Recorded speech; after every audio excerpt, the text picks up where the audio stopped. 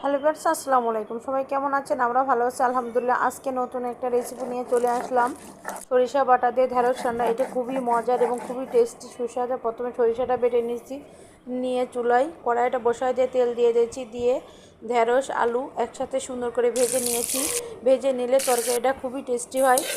ভাজা হয়ে গেলে এবার কড়াইতে তেল বসিয়ে দিয়ে আদা বাটা, জিরে বাটা, রসুন বাটা, পেঁয়াজ বাটা, ধনিয়ার গুঁড়ো, জিরের গুঁড়ো, হলুদের গুঁড়ো, গরম মশলার গুঁড়ো, স্বাদ মতো লবণ, ঝালের গুঁড়ো সব কিছু অ্যাড করে দিয়ে সুন্দর করে কষিয়ে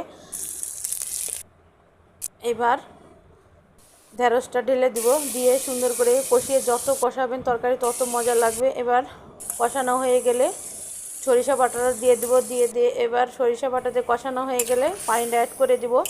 এভাবে আপনারা বাসায় ট্রাই করবেন। সবভাবে তো ঢেঁড়স রান্না করে খেয়েছেন, এভাবে খেয়ে দেখবেন কতটা টেস্টি, কতটা সুস্বাদু। আমাদের তৈরি হয়ে গেল ঢেঁড়স রান্নার রেসিপি। ভালো থাকবেন, সুস্থ থাকবেন। আল্লাহ।